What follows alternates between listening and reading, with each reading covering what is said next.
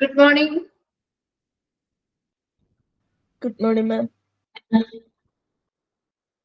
Good morning, ma'am.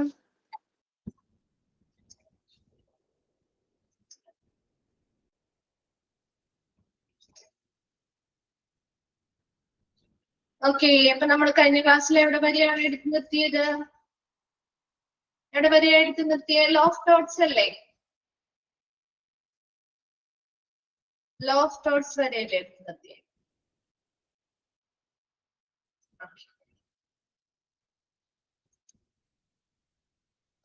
അത് complete ആയില്ലല്ലോ. എന്താണ് law of thought? Thought എന്താന്ന് പറഞ്ഞു, അത് ഡിഫൈൻ ചെയ്തു. എക്സാമ്പിൾസ് നമ്മൾ കംപ്ലീറ്റ് ചെയ്തോ? 3 പോയിന്റ്സ് അല്ലേ എടുത്തിരുന്നത്? 3 എക്സാമ്പിളിലെ 3 പോയിന്റ്സ് അല്ലേ പറഞ്ഞു മിസ്?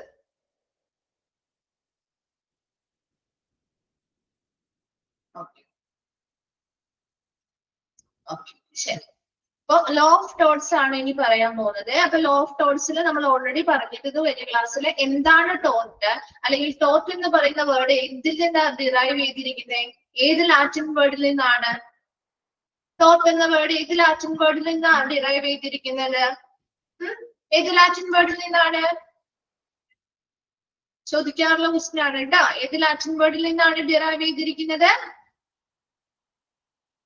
എന്താണ് റിപ്ലൈ ഇല്ലാത്ത? വായിച്ചു നോക്കിയില്ലായിരുന്നോ? തോട്ടസ് അല്ലെ? തോട്ടസ്. ഇനി ആ വേർഡിന്റെ മീനിങ്സ് എന്തൊക്കെയാ? 2 മീനിങ്സ് ഉണ്ടല്ലോ.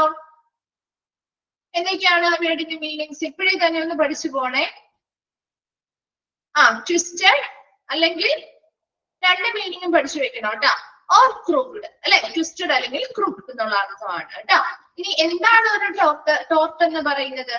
എന്താണ്? Defined as any wrong, injury or damage is done to a person for which a civil suit can be brought. അല്ലെ? ഒരു വ്യക്തിക്കെതിരായിട്ട് എന്തെങ്കിലും തെറ്റായ രീതിയിലുള്ള പ്രവർത്തനങ്ങളാവാം, പരിക്കുകളാവാം, അല്ലെങ്കിൽ നാശനഷ്ടങ്ങളാവാം, അത് സംഭവിച്ചിട്ടുണ്ടെങ്കിൽ ആ വ്യക്തിക്ക് അതിനെതിരെ ഒരു സിവിൽ സ്യൂട്ട് അല്ലെങ്കിൽ സിവിൽ കേസ് ഫയൽ ചെയ്യാവുന്നതാണ് എന്നാണ് നമ്മൾ ടോർട്ടുമായി ബന്ധപ്പെട്ട് പഠിച്ചത്. അപ്പൊ ഈ ടോർട്ടിനെ കുറിച്ച്, അല്ലെങ്കിൽ ടോർട്ടുമായി ബന്ധപ്പെട്ട കുറച്ച് എക്സാമ്പിൾ, ഇതൊരു സിവിൽ തെറ്റാണ് അല്ലെ? സിവിൽ റോങ് ആണെങ്കിൽ സിവിൽ തെറ്റാണെന്നൊക്കെ നമ്മൾ പറഞ്ഞു. അപ്പൊ ഇതിന്റെ കുറച്ച് എക്സാമ്പിളുകളാണ് നമ്മൾ പറഞ്ഞുകൊണ്ടിരുന്നത്. അപ്പൊ അതിൽ ഫസ്റ്റ് വൺ നമ്മൾ പറഞ്ഞിരുന്നത് ആക്ട് ഓഫ് wrongful കമ്മീഷൻ അല്ലെങ്കിൽ അൺനെസസറി ഓപ്പറേഷൻ. അനാവശ്യമായ പ്രവർത്തനങ്ങൾ, ഒരു വ്യക്തിക്കെതിരെ അനാവശ്യമായിട്ടുള്ള പ്രവർത്തനങ്ങൾ നടത്തുക. അതുപോലെ ആക്ട് ഓഫ് ഒമിഷൻ, അവരെ ഒഴിവാക്കുക. ഇതിപ്പോ ഓട്ടോപ്സി അല്ലെങ്കിൽ പോസ്റ്റ്മോർട്ടം പോലെയുള്ളവ ചെയ്യുന്ന സമയത്ത് അവരുടെ സമ്മതമില്ലാതെ അവരതിൽ നിന്ന് എന്ത് ചെയ്യുന്നു? ഒഴിവാക്കി, അവരുടെ സമ്മതമില്ലാതെ അത്തരം പ്രവൃത്തികൾ ചെയ്യുക. മൂന്നാമത് നെഗ്ലിജൻസ്, അശ്രദ്ധ. ഇപ്പൊ സ്വാബ് അല്ലെങ്കിൽ ഇൻസ്ട്രുമെന്റ്സ്, ഇപ്പൊ പനിയോ അല്ലെങ്കിൽ മറ്റെന്തെങ്കിലും ഇൻസ്ട്രുമെന്റ്സ് അല്ലെങ്കിൽ ഉപകരണങ്ങളോ ഒക്കെ അബ്ഡോമനില് എന്ത് ചെയ്യാം? ഉൾപ്പെടുക. നമ്മൾ കേട്ടിട്ടുണ്ടല്ലോ അല്ലെ? ശസ്ത്രക്രിയകളൊക്കെ ചെയ്യുമ്പോൾ എന്താണ്? അശ്രദ്ധ മൂലം എന്തെങ്കിലും പനിയോ അല്ലെങ്കിൽ ചെറിയ ഇൻസ്ട്രുമെന്റുകളോ ഒക്കെ അവരുടെ വയറിലോ ഒക്കെ കുടുങ്ങുന്നത്, അല്ലെങ്കിൽ അതിന് ശേഷം സർജറിക്ക് കഴിഞ്ഞതിന് ശേഷം കുറച്ച് ദിവസങ്ങൾക്ക് ശേഷം അവർക്ക് ബുദ്ധിമുട്ടുകൾ വരുമ്പോ അത് പിന്നെയും ശസ്ത്രക്രിയയിലൂടെ പുറത്തെടുക്കുന്നത് നമ്മൾ കേട്ടിട്ടില്ലേ? ന്യൂസുകള്. അതാണ് കേട്ടോ നെഗ്ലിജൻസ് എന്ന് പറയുന്നത്. അത്തരത്തിലുള്ള അശ്രദ്ധകൾ മൂലം ഒരു വ്യക്തിക്ക് എന്തെങ്കിലും ബുദ്ധിമുട്ടുകളോ എന്താണ് പരിക്കുകളോ ഒക്കെ പിന്നെയും വരാം. അതുപോലെ തന്നെ ഇന്റൻഷണൽ ഇന്റർഫറൻസ്, എന്താ? മനഃപൂർവമായിട്ടുള്ള ഒരു ഇടപെടൽ. എക്സാമിന്റെ കാര്യങ്ങൾക്ക് നിങ്ങളുടെ പോർഷൻസ് കംപ്ലീറ്റ് ആവുന്നതിനനുസരിച്ചേ ഉണ്ടാവുള്ളൂ കേട്ടോ. ഇപ്പൊ 3rd മോഡ്യൂൾ അല്ലേ റൺ ചെയ്തോണ്ടിരിക്കുന്നത്? 4th മോഡ്യൂളിലേക്ക് ഒരു മിസ്സിലേക്ക് അറിഞ്ഞിട്ടുള്ളൂ. 3rd മോഡ്യൂളൊക്കെ കംപ്ലീറ്റ് ആയി 4th കംപ്ലീറ്റ് ആവുന്നതിനനുസരിച്ചേ വരുള്ളൂ കേട്ടോ ഇൻഫർമേഷൻസ് കാര്യങ്ങൾ. അതാണ് ചോദിച്ചത് കേട്ടോ. ഉടനെ അല്ല, നിങ്ങളുടെ 3rd and 4th module complete ആവുന്നതിനനുസരിച്ചാണ് എക്സാം ഡേറ്റും കാര്യങ്ങളും ഒക്കെ കൺഫേം ചെയ്ത് വരാം കേട്ടോ. ഓക്കെ, അപ്പൊ നോക്കിയേ, ഇന്റൻഷണൽ ഇന്റർഫറൻസ്, അടുത്ത എന്താ? മനഃപൂർവമായിട്ടുള്ള ഇടപെടൽ. അപ്പൊ അത് ചിലപ്പോൾ leads to mental or physical disturbance. അപ്പൊ അവരുടെ ഒരു വ്യക്തിയുടെ കാര്യത്തിൽ മനഃപൂർവമായിട്ട് ഇടപെടൽ നടത്തുകയും അത് അവരുടെ മാനസികമായിട്ടുള്ള ശാരീരികമായിട്ടുള്ള എന്തെങ്കിലും അസ്വസ്ഥതകളിലേക്ക് നയിക്കുകയും ചെയ്യുകയാണെങ്കിൽ അതും തോട്ടിന് എക്സാമ്പിൾ ആണ്. അതുപോലെ invasion of the right of privacy, ഒരു വ്യക്തിയുടെ സ്വകാര്യതയുടെ അവകാശത്തിലേക്കുള്ള കടന്നുകയറ്റങ്ങൾ. അതുപോലെ ബ്രീച്ച് ഓഫ് പ്രൊഫഷണൽ സീക്രസി, എന്താണ് പ്രൊഫഷണൽ പരമായിട്ടുള്ള അവരുടെ പ്രൊഫഷണൽ രഹസ്യത്തിന്റെ ലംഘനം നടത്തുക. അപ്പൊ ഒരു പേഷ്യന്റിനെ കുറിച്ചോ അവരുടേതായിട്ടുള്ള ഇൻഫർമേഷൻസ് കാര്യങ്ങളൊക്കെ വെളിപ്പെടുത്തുക. അപ്പൊ അത് സീക്രട്ട് ആയിട്ട് സൂക്ഷിക്കേണ്ട അത്തരത്തിലുള്ള ഒരു പ്രൊഫഷണൽ സീക്രട്ടസി എന്ത് ചെയ്യുക, ബ്രീച്ച് ചെയ്യുക അല്ലെങ്കിൽ ലംഘിക്കുക. ബാറ്ററി എന്ന് പറഞ്ഞാൽ അവിടെ മെഡിക്കൽ ബാറ്ററി എന്നാണല്ലോ ശരിക്കും ആ ഒരു ടേമിനെ വിളിക്കുക. The surgeon going beyond the limit of patient consent. പേഷ്യൻസിന്റെ സമ്മതപരിധി, ഒരു സർജൻ പേഷ്യന്റിന്റെ സമ്മതപരിധി കവിയുക എന്ന് പറഞ്ഞാല് പേഷ്യൻസിന്റെ സമ്മതമില്ലാതെ അല്ലെങ്കിൽ ബാഹ്യമായിട്ടുള്ള ഭാഷയിലായിട്ടുള്ള കൺസേൺ മാത്രം വാങ്ങിച്ചിട്ട് അവരിൽ നിന്ന് ചിലപ്പോ എന്താണ് ഇതൊരു ടേം ആണ് കേട്ടോ, മെഡിക്കൽ ബാറ്ററി എന്നാണ് നമ്മൾ സാധാരണ ഇതിൽ പറയുക. ചിലപ്പോൾ അവരിൽ നിന്ന് ശരിയായിട്ടുള്ള ഒരു കൺസേൺ വാങ്ങുന്നില്ല, അല്ലെങ്കിൽ വാങ്ങിയ രീതി അവരിൽ നിന്ന് എന്തെങ്കിലും സമ്മതം വാങ്ങിയിട്ടുണ്ടെങ്കിൽ ആ രീതിയിലുള്ള പ്രോസസ് ആയിരിക്കില്ല, പ്രൊസീജിയർ ആയിരിക്കില്ല ചിലപ്പോൾ അവർക്ക് ചെയ്യുന്നത്. അങ്ങനെ എന്തെങ്കിലുമൊക്കെ കാണിക്കുകയാണെങ്കിൽ ആ ഒരു പ്രവർത്തനത്തിൽ നമ്മൾ മെഡിക്കൽ ബാറ്ററി എന്നൊരു ടേം കൊണ്ടാണ് യൂസ് ചെയ്യുക. അപ്പൊ അവിടെ സർജൻസ് ചിലപ്പോൾ അവരിൽ നിന്ന് സമ്മതം വാങ്ങിയ പ്രൊസീജിയർ ആയിരിക്കില്ല ചിലപ്പോൾ ആ ഒരു വ്യക്തിക്ക് ചെയ്യുന്നത്. ഇപ്പൊ ഒരു സർജറി ചെയ്യാൻ വേണ്ടിട്ടോ അല്ലെങ്കിൽ മറ്റെന്തെങ്കിലും ടെസ്റ്റ് ചെയ്യാൻ വേണ്ടിട്ടോ ആയിരിക്കും കൺസേൺ വാങ്ങിയിട്ടുണ്ടാവുക. പക്ഷെ അതായിരിക്കില്ല ചെയ്യുന്നത്, മറ്റെന്തെങ്കിലും ആയിരിക്കും. അപ്പൊ അതവരുടെ കൺസേൺ പൂർണ്ണമായിട്ടും അവരുടെ സമ്മതം വാങ്ങാതെ അല്ലെങ്കിൽ അവർക്കെതിരെയുള്ള മറ്റെന്തെങ്കിലും ഒരു തെറ്റായ പ്രവർത്തനമായിട്ട് അതിനെ വിലയിരുത്തുകയും അത് മെഡിക്കൽ ബാറ്ററി എന്നാണ് നമ്മൾ പറഞ്ഞത്. അവരുടെ ലീഗൽ ആൻഡ് എത്തിക്കൽ ആയിട്ടുള്ള ഒരു ഒഫൻസ് അല്ലെങ്കിൽ ഒരു തെറ്റാണ് ഈ ഒരു മെഡിക്കൽ ബാറ്ററി എന്ന് പറയുന്നത്. അപ്പൊ അത്തരത്തിലുള്ള പ്രവർത്തനങ്ങളെല്ലാം എക്സാമ്പിളുകളാണ്. എന്തിന്? ടോർട്ടിന്റെ എക്സാമ്പിളുകളായിട്ട് പറയാവുന്നത്. അപ്പൊ ടോർട്ടിന്റെ എക്സാമ്പിളുകൾ ഏതൊക്കെയാണ്, ഇൻക്ലൂഡ് ആയത് ഏതൊക്കെയാണെന്ന് ചോദിച്ചാൽ ഇത് എഴുതാൻ അറിഞ്ഞിരിക്കണം കേട്ടോ. അതിനനുസരിച്ചുള്ള മനസ്സിലാക്കി വെച്ചാൽ മതി. അപ്പൊ act of wrong full commission, ഒരു അൺനെസസറി ആയിട്ടുള്ള അനാവശ്യമായ പ്രവർത്തനങ്ങൾ ഒരു വ്യക്തിക്കെതിരായിട്ട് ചെയ്യുക, അല്ലെങ്കിൽ എന്തെങ്കിലുമൊക്കെ ഇമ്പോർട്ടന്റ് ആയിട്ടുള്ള ഓട്ടോപ്സി പോലെയുള്ള പോസ്റ്റ്മോർട്ടം പോലെയുള്ള പ്രവർത്തനങ്ങളിൽ നിന്ന് അവരുടെ സമ്മതം വാങ്ങാതെ അവരെ ഒഴിവാക്കുക, നെഗ്ലിജൻസ് അശ്രദ്ധ ചെയ്യുക, അശ്രദ്ധ മൂലം പല പ്രവർത്തനങ്ങളിൽ ബുദ്ധിമുട്ടുകൾ ഉണ്ടാവുക, അതുപോലെ മനഃപൂർവ്വമായിട്ടുള്ള ഇടപെടലുകൾ നടത്തുകയും അവർക്ക് ശാരീരികവും മാനസികവുമായിട്ടുള്ള അസ്വസ്ഥതകളിലേക്ക് നയിക്കുക, അതുപോലെ തന്നെ invasion of the right of privacy, അവരുടെ സ്വകാര്യതയിലേക്കുള്ള കടന്നുകയറ്റം, അതുപോലെ breach of professional secrecy, professional പരമായിട്ടുള്ള അവരുടെ ഒരു സീക്രട്ട് അല്ലെങ്കിൽ ആ ഒരു പ്രൊഫഷണൽ പരമായിട്ടുള്ള ആ ഒരു രഹസ്യത്തിന്റെ ലംഘനങ്ങൾ നടത്തുക. ദെൻ മെഡിക്കൽ ബാറ്ററി എന്ന് പറഞ്ഞാല് സർജൻസ് അവരിൽ നിന്ന് പ്രോപ്പർ ആയിട്ടുള്ള കൺസേണോ കാര്യങ്ങളോ വാങ്ങാതെ ഇൻഫോംഡ് ആയിട്ടുള്ള കൃത്യമായിട്ടുള്ള ഇൻഫർമേഷൻസോ കാര്യങ്ങളോ നടത്താതെ എന്താണ് റിസ്കുകളും കാര്യങ്ങളും ഒക്കെ മറച്ചു വെച്ചുകൊണ്ട് ചില സർജറികൾ ചെയ്യാം, അല്ലെങ്കിൽ അവരിൽ നിന്ന് സമ്മതം വാങ്ങിയതല്ലാതെ കൂടാതെ അതിന് പുറമെ മറ്റെന്തെങ്കിലുമൊക്കെ കാര്യങ്ങൾ ആ ഒരു പേഷ്യന്റിന് വേണ്ടി ചെയ്യുന്നു. അത്തരത്തിലുള്ള കാര്യങ്ങളും ഈ ഒരു ടോർട്ടിന് എക്സാമ്പിൾ ആയിട്ട് വരാവുന്നതാണ്. ഇനി അടുത്തതായിട്ട് നമ്മൾ നോക്കുന്നത് അതും കൂടി ഉള്ളൂ ടോർട്ടില് മിസലേനിയസ് ടോർട്ട്. അതായത് പല വിധത്തിലുള്ള തരത്തിലുള്ള സിവിൽ തെറ്റുകൾ അല്ലെങ്കിൽ ടോർട്ടുകളുണ്ട്. അപ്പൊ അതിന് നമ്മുടെ ഇത് എക്സാമ്പിളുകളാണ് നമ്മൾ പറഞ്ഞത്. ഇനി നമ്മൾ അതിനെ ഗ്രൂപ്പായിട്ട് ഓരോ ഹെഡിങ്ങിന്റെ ഉള്ളിലായിട്ടാണ് ഇവിടെ പറയുന്നത്. പല ടോർട്ടുകളുണ്ട്, അതാണ് മിസലേനിയസ് ടോർട്ട്. പലതരത്തിലുള്ള അല്ലെങ്കിൽ പല വക ടോർട്ടുകളെ കുറിച്ചാണ്, അല്ലെങ്കിൽ പലതരത്തിലുള്ള സിവിൽ തെറ്റുകൾ അല്ലെങ്കിൽ റോങ്ങുകൾ അല്ലെങ്കിൽ ടോർട്ടുകളെയാണ് നമ്മൾ ഇവിടെ ക്ലാസിഫൈ ചെയ്തിരിക്കുന്നത്. അപ്പൊ ഇതില് നോയിസൻസ് എന്ന് പറഞ്ഞാല് ഇൻകൺവീനിയൻസ് ടു ദ പബ്ലിക്, അതായത് പബ്ലിക്കിന് അല്ലെങ്കിൽ പൊതുജനങ്ങൾക്ക് അസൗകര്യം സൃഷ്ടിക്കുന്ന രീതിയിൽ അല്ലെങ്കിൽ ശല്യം ഉണ്ടാക്കുന്ന രീതിയിലുള്ള ഏതൊരു പ്രവർത്തനങ്ങളെയും നമ്മൾ നോയിസൻ എന്ന കാറ്റഗറിയിലാണ് ഉൾപ്പെടുത്തുന്നത്. ദെൻ മിസ്റെപ്രസെന്റേഷൻ അല്ലെങ്കിൽ ഡെസിറ്റ് എന്ന് പറഞ്ഞാല് എന്താണ്, പ്രതിനിധാനം ചെയ്യുന്നത്. അതായത് ഇപ്പൊ വഞ്ചന പോലെയുള്ള മറ്റുള്ള ഒരു വ്യക്തിക്കെതിരായിട്ട് എന്തെങ്കിലും ഒരു വഞ്ചനാപരമായിട്ടുള്ള പ്രവർത്തനങ്ങൾ കാഴ്ചവെക്കുകയാണെങ്കിൽ അത് മിസ്റെപ്രസെന്റേഷൻ എന്ന ടോപ്പിലാണ് ഉൾപ്പെടുക. അതുപോലെ ഡിഫേമേഷൻ, അതായത് സ്ലാൻഡർ ലയബിൾ എന്ന് പറഞ്ഞാല് ഇവിടെ അപകീർത്തിപ്പെടുത്തലാണ്. അതിപ്പോ ചിലപ്പോ സംസാരത്തിലൂടെ ആവാം, അല്ലെ, സ്പോക്കൺ ആവാം, അല്ലെങ്കിൽ റിട്ടൺ ആവാം, എഴുതിയുള്ളതാവാം, അല്ലെങ്കിൽ സംസാരത്തിലൂടെ ആവാം അപകീർത്തിപ്പെടുത്തുക. ഒരു വ്യക്തിക്കെതിരെ ഒരു അപമാനമോ അല്ലെങ്കിൽ മാനക്കേടോ വരുത്തുന്ന രീതിയിലുള്ള പ്രവർത്തനങ്ങൾ. അടുത്തത് മലീഷ്യസ് പെർസിക്യൂഷൻ എന്ന് പറഞ്ഞാല് ഇവിടെ ഒരു അപകടകരമായിട്ടുള്ള പീഡനങ്ങൾ. ഇതൊക്കെ ഇങ്ങനെ പലതരത്തിലുള്ള ടോർട്ടുകളാണ് കേട്ടോ. അപ്പൊ ഇതിൽ പലതരം മറ്റൊന്നിനൊക്കെ നമ്മൾ എക്സാമ്പിളുകൾ പറഞ്ഞു, അത് കൂടാതെയുള്ള അതിന്റെ ആ എക്സാമ്പിളുകളൊക്കെ ഇതിൽ ഉൾപ്പെടുന്നതാണ്. അപ്പൊ പലതരത്തിലുള്ള ടോർട്ടുകൾ അല്ലെങ്കിൽ പല വിധത്തിലുള്ള ടോർട്ടുകളാണ് നമ്മൾ പറഞ്ഞത്. ന്യൂസ് എന്ന് പറഞ്ഞാല് ശല്യപ്പെടുത്തൽ, അല്ലെങ്കിൽ പൊതുജനങ്ങൾക്ക് ഒരു ശല്യം അല്ലെങ്കിൽ ഒരു അസൗകര്യം സൃഷ്ടിക്കുന്ന രീതിയിലുള്ള പ്രവർത്തനങ്ങൾ. മിസ്റെപ്രസെന്റേഷൻ എന്ന് പറഞ്ഞാല് തെറ്റായിട്ടുള്ള ഒരു പ്രതിനിധാനം ചെയ്യുക, അല്ലെങ്കിൽ വഞ്ചന പോലെയുള്ള മറ്റുള്ളവരെ വഞ്ചന രീതിയിലുള്ള പ്രവർത്തനങ്ങള്, അതുപോലെ ഡിഫമേഷൻ എന്ന് പറഞ്ഞാൽ അപകീർത്തിപ്പെടുത്തുക, അല്ലെങ്കിൽ ഒരു വ്യക്തിക്കെതിരെ സംസാരിക്കത്തിലൂടെയോ അല്ലെങ്കിൽ എഴുത്തിലൂടെയോ ഉണ്ടാകുന്ന അപകീർത്തിപ്പെടുത്തുക, അല്ലെങ്കിൽ അവർക്ക് അപമാനമോ മാനക്കേടൊക്കെ വരുത്തുന്ന രീതിയിലുള്ള പ്രവർത്തനങ്ങള്. മലീഷ്യസ് പെർസിക്യൂഷൻ എന്ന് പറഞ്ഞായിട്ട് ക്ഷുദ്രകരമായിട്ടുള്ള പീഡനം അല്ലെങ്കിൽ ഒരു അപകടകരമായിട്ടുള്ള പീഡനങ്ങൾ നടത്തുക. ഇത്രയും കാര്യങ്ങൾ മിസലേനിയസ് ടോർട്ടിലെ എക്സാമ്പിൾ ആയിട്ട് പറയാവുന്നതാണ്. അല്ലെങ്കിൽ വിവിധ തരത്തിലുള്ള പലതരത്തിലുള്ള സിവിൽ തെറ്റുകൾ അല്ലെങ്കിൽ ടോർട്ടുകൾ ഏതൊക്കെയാണ് ടോർട്ടായി നോക്കിയിട്ട് പറയാവുന്നതാണ്. അപ്പൊ ആ ഒരു ലോ ഓഫ് ടോർട്ട് ഒന്ന് വേഗം വായിച്ചു നോക്കി. ഇതില് ഇമ്പോർട്ടന്റ് ആയിട്ടുള്ള ഭാഗങ്ങൾ എന്ന് പറഞ്ഞാല് ഇത് ചോദിക്കാറുണ്ട് കേട്ടോ. ആ ഒരു ലാറ്റിൻ വേർഡ് ഏതാണ്, അതിന്റെ മീനിങ്സ് രണ്ടെണ്ണം നോക്കി വെക്കണം. അതുപോലെ ആ ഒരു തോട്ട് എന്താണെന്ന് ഡിഫൈൻ ചെയ്തിരിക്കുന്നത് നോക്കണം കേട്ടോ. അപ്പൊ അതിന് എക്സാമ്പിളുകൾ നിങ്ങൾക്ക് ഇങ്ങനെയായിരിക്കും ചോദിക്കുക. നെഗ്ലിജൻസ് ചോദിച്ചു കണ്ടിട്ടുണ്ട് കേട്ടോ. സ്വാബ് ഒരു ഇൻസ്ട്രുമെന്റ് ഇൻ അബ്ഡോമൻ, അത് ഏത് തോട്ടിന് എക്സാമ്പിൾ ആയിട്ട് നമുക്ക് പറയാം, അല്ലെങ്കിൽ എന്തിന് എക്സാമ്പിൾ ആയിട്ട് പറയാവുന്നതാണ്. അതെന്താണ്? അല്ലെങ്കിൽ നെഗ്ലിജൻസ് ആണ്, ശ്രദ്ധ മൂലമാണ് സ്വാബ് അല്ലെങ്കിൽ ഇൻസ്ട്രുമെന്റ്സ് ഇൻ അബ്ഡോമൻ വരുന്നത്. അങ്ങനെയുള്ള അതിൽ നിന്ന് ആ ഒരു ക്വസ്റ്റ്യനൊക്കെയാണ് സാധാരണ ചോദിക്കുക. അതുപോലെ മെഡിക്കൽ ബാറ്ററിയെ കുറിച്ചും ചോദിച്ചു തന്നിട്ടുണ്ട്. ബാക്കിയൊക്കെ നിങ്ങൾക്ക് എക്സാമ്പിൾ ഏതൊക്കെയാണ് ഉൾപ്പെടുന്നു അല്ലെങ്കിൽ ഉൾപ്പെടാത്തത് ഏത്, ഇപ്പൊ മിസലേനിയസ് ടോട്ടുകളിൽ ഉൾപ്പെടുന്നവ ഏതാണ്, ഉൾപ്പെടാത്തത് ഏത്, ആ രീതിയിലുള്ള ക്വസ്റ്റ്യൻ ആയിരിക്കും കേട്ടോ ബാക്കി ഭാഗങ്ങളിൽ വരാം. വേഗം ഒന്ന് വായിച്ചു നോക്കാം കേട്ടോ ലോ ഓഫ് ടോട്ട്സ്. അതിനുശേഷം ഒന്ന് റിപ്ലൈ ചെയ്യണേ.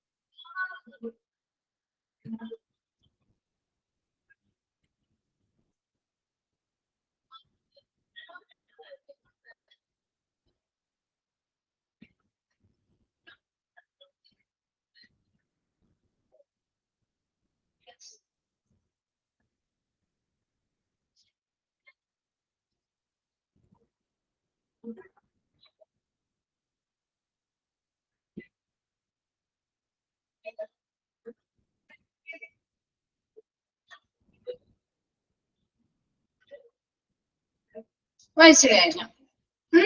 ഓക്കെ അല്ലേ? ഓക്കെ, ഇപ്പൊ നമുക്ക് നെക്സ്റ്റിലേക്ക് പോവാലോ.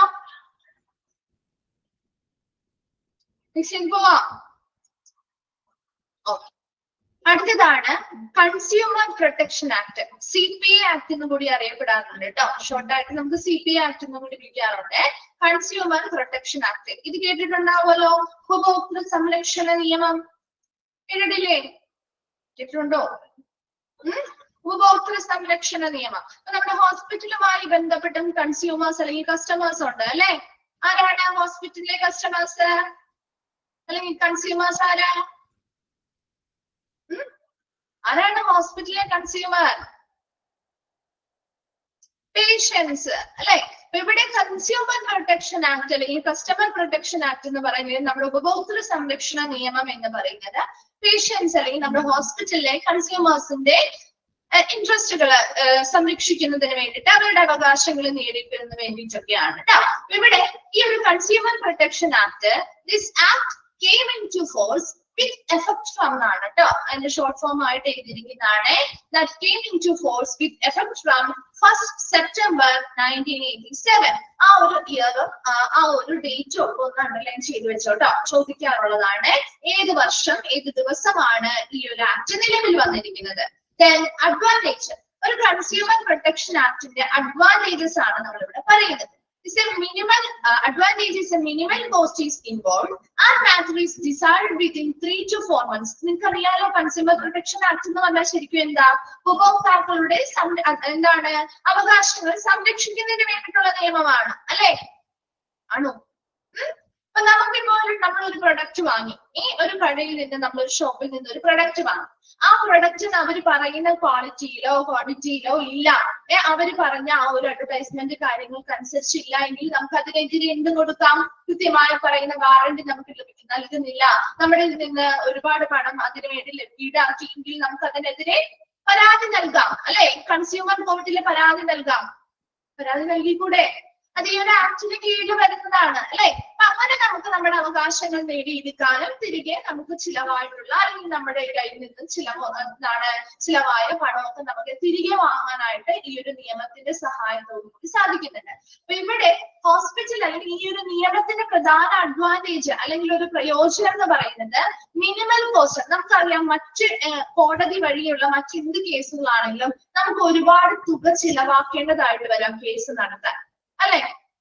ചിലവാക്കണ്ടേ? ഓരോ ഹിയറിംഗിനെ വിളിക്കുമ്പോഴും നമുക്ക് അതിനനുസരിച്ച് ഒരുപാട് തുക ചിലവാക്കിയിട്ട് വേണം നമ്മൾ ആ ഒരു കേസ് ജയിക്കണമെങ്കിലും അത് മുന്നോട്ട് കൊണ്ടുപോകണം, അല്ലെ? പക്ഷെ ഈ ഒരു കൺസ്യൂമർ പ്രൊട്ടക്ഷൻ ആക്ടിന്റെ കീഴിൽ ഇവിടെ നമുക്ക് ഇതിന്റെ ഒരു അഡ്വാൻറ്റേജ് എന്ന് പറഞ്ഞാൽ മിനിമൽ കോസ്റ്റ് ഇൻവോൾവ്, അധികം ചിലവുകൾ നമുക്ക് വരുന്നില്ല, വളരെ കുറഞ്ഞ ചിലവ് മാത്രമേ വരുന്നുള്ളൂ. അതുപോലെ ഈ ഒരു മാറ്റർ നമുക്കറിയാലോ, ഒരു കേസൊക്കെ വിളിച്ചു കഴിഞ്ഞാൽ അത് ഒരുപാട് വർഷം കഴിഞ്ഞായിരിക്കും അതിന്റെ വിധി വരിക, അല്ലേ? പെട്ടെന്ന് ഒരു വിധി വരുമോ? അതിന്റെ ഒരുപാട് പ്രാവശ്യം ഹിയറിംഗും കാര്യങ്ങളും ഒക്കെ കഴിഞ്ഞ് കുറെ വർഷങ്ങളെടുത്താണ് ഒരു വിധി വരുന്നത്, ശരിയല്ലേ? ആണോ? എന്താണ് അവിടെ റിപ്ലൈ ഇല്ലാതിരിക്കുന്നത് രാവിലെ തന്നെ? അപ്പൊ ഇവിടത്തെ ഒരു പ്രത്യേകത മിനിമൽ കോസ്റ്റ് ആണ്, പണം നമുക്ക് അധികം ചിലവാകുന്നില്ല. അതുപോലെ തന്നെ matter is decided within 3 to 4 months, കേട്ടോ? നമുക്ക് ആ ഒരു വിഷയം അല്ലെങ്കിൽ ആ ഒരു മാറ്റർ എന്ന് പറയുന്നത് ഒരു 3 മുതൽ 4 മാസത്തിനുള്ളിൽ അതിനൊരു പരിഹാരം, ഒരു തീരുമാനമായി കിട്ടും. മനസ്സിലാവുന്നോ? അപ്പൊ നമ്മളൊരു കേസ് കൊടുത്തിട്ടുണ്ട്, കൺസ്യൂമർ കോർട്ടിൽ ഒരു കേസ് കൊടുത്താൽ നമുക്കത് നടത്തിക്കൊണ്ടുപോകാൻ മിനിമം ചിലവ് മതി. അതുപോലെ തന്നെ ഒരു 3-4 മാസത്തിനുള്ളിൽ തന്നെ അതിനൊരു തീരുമാനവും ലഭിക്കും. Clear ആണല്ലോ? Then provides redressal for defective goods, deficient service, unfair trade practices. അപ്പൊ ഇത്തരത്തിലുള്ള കാര്യങ്ങൾക്ക് ഇപ്പൊ redressal for defective goods, ഇപ്പൊ എന്താണ് നമുക്ക് ചീത്തയായിട്ടുള്ള അല്ലെങ്കിൽ ഡിഫക്റ്റീവ് ആയിട്ടുള്ള കേടുപാടുകളുള്ള എന്തെങ്കിലും തകരാറുകളുള്ള സാധനങ്ങളാണ് നമുക്ക് ലഭിക്കുന്നത്. അപ്പൊ അത് നമുക്ക് പ്രോപ്പർ ആയിട്ട് യൂസ് ചെയ്യാൻ പറ്റുന്നില്ല. അതുപോലെയുള്ളതാണെങ്കിൽ അതിനനുസരിച്ച് നമുക്ക് ആ ഒരു കേസ് കൊടുക്കുകയാണെങ്കിൽ അതിനുള്ളൊരു പരിഹാരം കിട്ടുന്നുണ്ട്. അതുപോലെ തന്നെ ഡെഫിഷ്യന്റ് സർവീസ്, അവര് പറയുന്ന രീതിയിലുള്ള സർവീസുകൾ നമുക്ക് തരുന്നില്ല എങ്കിൽ അതിനെതിരെ നമുക്ക് കേസ് കൊടുക്കാനും അതിനെതിരെയുള്ള പരിഹാരങ്ങളും നമുക്ക് ഇതിലൂടെ കിട്ടും. അതുപോലെ അൺഫെയർ ട്രേഡ് പ്രാക്ടീസ്, അതായത് തെറ്റായ രീതിയിലുള്ള അഡ്വർടൈസ്മെന്റുകൾ ചെയ്യുക, അതിലൂടെ കസ്റ്റമേഴ്സിനെയൊക്കെ ആകർഷിച്ച് ഓഫറുകൾ കാര്യങ്ങളൊക്കെ വെച്ച് ആകർഷിച്ച് നമ്മുടെ ഇതിൽ നിന്ന് പണം തട്ടുകയും നമുക്ക് പ്രോപ്പർ ആയിട്ടുള്ള സർവീസുകളോ നല്ല രീതിയിലുള്ള പ്രൊഡക്റ്റുകളോ തരാതിരിക്കുകയും അത്തരത്തിലുള്ള ഒരു കച്ചവടം കാര്യങ്ങളാണ് നടത്തുന്നതെങ്കിൽ അത്തരം പ്രാക്ടീസുകൾക്കെതിരെയും നമുക്ക് എന്ത് കൊടുക്കാം? പരാതികൾ കൊടുക്കാനും അതിനെതിരെ നമുക്ക് എന്ത് ചെയ്യാൻ പറ്റും?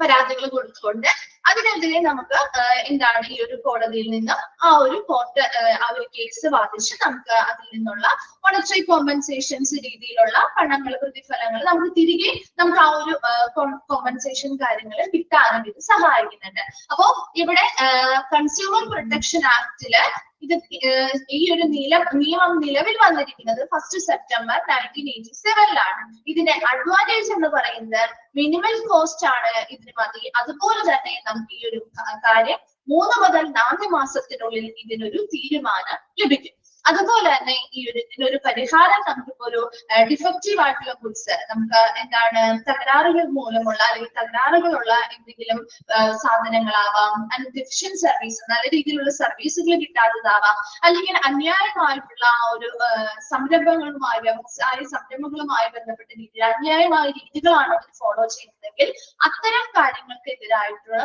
ഒരു പരിഹാരവും നമുക്ക് ഇതുവഴി കിട്ടുന്നുണ്ട്.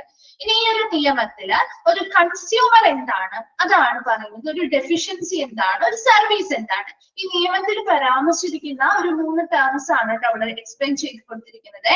അതില് ഒരു കൺസ്യൂമർ എന്ന് പറഞ്ഞാൽ A person who hires any service for any consideration. ഒരു കൺസ്യൂമർ ശരിക്കും ആരാണ് ഒരു കൺസ്യൂമർ? ഇപ്പൊ ഒരു ഹോസ്പിറ്റലിനെ ബേസ് ചെയ്തിട്ട് നമുക്ക് നോക്കുകയാണെങ്കിൽ ഒരു കൺസ്യൂമർ എന്ന് പറഞ്ഞാൽ ആരാ? എന്തെങ്കിലും ഒരു കാര്യത്തിന് വേണ്ടി ഒരു സർവീസ് ലഭ്യമാക്കുന്ന വ്യക്തിയല്ലേ നമ്മൾ കൺസ്യൂമർ എന്ന് പറയുന്നത്, അല്ലെ? അപ്പൊ കോമൺ ആയിട്ട് പറയുകയാണെങ്കിൽ ഒരു കൺസ്യൂമർ എന്ന് പറഞ്ഞാൽ ഒരു ഗുഡ്സോ സർവീസോ അവരുടെ എന്തെങ്കിലും ഒരു ആവശ്യത്തിന് വേണ്ടി ഒരു പരിഗണന വെച്ചുകൊണ്ട് അവർ ഏതെങ്കിലും ഒരു സർവീസോ ഗുഡ്സോ ലഭ്യമാക്കുന്ന ഒരു വ്യക്തിയാണ് കൺസ്യൂമർ എന്ന് പറയുന്നത്, അല്ലെ? ഹോസ്പിറ്റലിലാവുമ്പോൾ സർവീസ് ആണ്, അതേസമയം മറ്റു ഷോപ്പുകളിൽ നമ്മൾ കോമൺ ഗുഡ്സ് ആണ് വാങ്ങുക, സാധനമായിട്ടാണ് വാങ്ങുക, അല്ലേ? അപ്പൊ കൺസ്യൂമർ എന്ന് പറഞ്ഞാൽ എന്താണ്? A person who hires any service for any consideration, എന്തെങ്കിലും കൺസിഡറേഷൻ വേണ്ടി അവരുടെ എന്ത് ആവശ്യമായിക്കോട്ടെ ആ അത്തരത്തിലുള്ള ഒരു പരിഗണന അല്ലെങ്കിൽ ആ ഒരു കൺസിഡറേഷന് പുറത്ത് ഒരു സർവീസോ അല്ലെങ്കിൽ ഒരു ഗുഡ്സോ ആയിക്കോട്ടെ അവ എന്താണ് സ്വീകരിക്കുന്ന അല്ലെങ്കിൽ എടുക്കുന്ന ഒരു വ്യക്തിയാണ് നമ്മൾ കൺസ്യൂമർ എന്ന് പറയുന്നത്. അത് ക്ലിയർ ആണല്ലോ? കൺസ്യൂമർ എന്താന്ന് നോക്കിയല്ലേ? ഇനി എന്താണ് ഒരു ഡെഫിഷ്യൻസി? ഡെഫിഷ്യൻസി എന്ന് പറഞ്ഞാൽ എന്താ? കുറവ് വരിക, അല്ലെ? A fault, imperfection, shortcoming or inadequacy in the quality, nature and manner of performance of a contract or otherwise in relation to the service. അപ്പൊ നമുക്കറിയാം നമ്മളൊരു പ്രൊഡക്റ്റ് അല്ലെങ്കിൽ ഒരു സർവീസ് ഡെഫിഷ്യന്റ് ആണ്, അതിൽ കുറവുണ്ട് എന്ന് പറഞ്ഞാൽ എന്താണ് അർത്ഥമാക്കുന്നത്? ആ ഒരു പ്രൊഡക്റ്റ്, ഇപ്പൊ ഒരു പ്രൊഡക്റ്റ് നമ്മൾ വാങ്ങും, ചിലപ്പോ ആ ഒരു പ്രൊഡക്റ്റില് ചിലപ്പോ ഒരുപാട് പോരായ്മകൾ ഉണ്ടായേക്കാം, അല്ലെ? ഫോൾട്ട് ഉണ്ടാവും, അതിനെന്തെങ്കിലും തകരാറുകളോ വന്നതാവാം, അല്ലെ? ഇംപെർഫെക്ഷൻ, അല്ലെ? ചിലപ്പോ എന്തെങ്കിലും പിഴവുകളോ അല്ലെങ്കിൽ അപൂർണതയോ അല്ലെങ്കിൽ പോരായ്മകളോ വന്നതാവാം. ഇനാഡിക്വസി ഇൻ ദ ക്വാളിറ്റി, അതിന്റെ ക്വാളിറ്റിയിൽ കുറവുള്ളതാവാം, അല്ലെ? ആ nature and manner of performance of the contract, അത് ആ ഒരു കോൺട്രാക്റ്റിൽ പറഞ്ഞിരിക്കുന്നതിനനുസരിച്ച് ആ ഒരു പ്രൊഡക്റ്റോ സർവീസിന്റെയോ സ്വഭാവമാവാം, അതൊക്കെ ആ ഒരു രീതിയാവാം, നല്ല രീതിയിൽ അത് പെർഫോം ചെയ്യാത്തത് കൊണ്ടാവാം, അല്ലെ? Or otherwise in relation to the service, അല്ലെങ്കിൽ ആ സർവീസുമായി ബന്ധപ്പെട്ടോ ആവാം, അല്ലെ? ഇപ്പൊ നമ്മളൊരു പ്രൊഡക്റ്റ് അല്ലെങ്കിൽ ഒരു കടയിൽ നിന്നൊരു സാധനം വാങ്ങി, അത് ഡെഫിഷ്യന്റ് ആണ് അല്ലെങ്കിൽ അത് നല്ലതല്ല എന്ന് പറയുന്നത് എന്തുകൊണ്ടാണ്? ഒന്നില്ലെങ്കിൽ ആ പ്രൊഡക്റ്റ് തകരാറുള്ളതായിരിക്കും, അല്ലെ?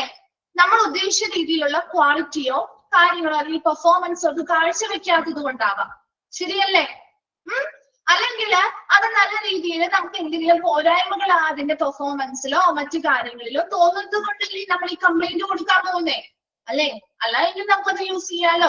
അപ്പൊ അത്തരത്തില് എന്തെങ്കിലും ക്വാളിറ്റിയിലായിക്കോട്ടെ, അതിന്റെ നേച്ചറിലായിക്കോട്ടെ, അതിന്റെ മാനറിലായിക്കോട്ടെ, ആ പെർഫോമൻസുമായി ബന്ധപ്പെട്ടായിക്കോട്ടെ, അല്ലെങ്കിൽ ഒരു സർവീസുമായി ബന്ധപ്പെട്ടായിക്കോട്ടെ, എന്തെങ്കിലും പോരായ്മകളോ തകരാറുകളോ ഉള്ളതിനെയാണ് നമ്മള് ഡെഫിഷ്യൻസി എന്ന് പറയുന്നത്.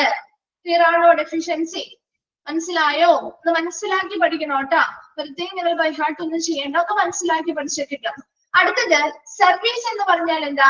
Service of any description excluding free service. ഇപ്പൊ നമുക്ക് ഏതൊരു സർവീസിനെ എടുക്കാം. ഇപ്പൊ ഹോസ്പിറ്റൽ വഴി നമുക്ക് കിട്ടുന്ന ഓരോ സേവനങ്ങളും നമ്മൾ സർവീസ് എന്ന കാറ്റഗറിയിൽ തന്നെയാണ് പെടുത്തുന്നത്, അല്ലെ? ഗുഡ്സ് അല്ല, അത് സർവീസ് എന്ന കാറ്റഗറിയിലാണ് പെടുത്തുന്നത്.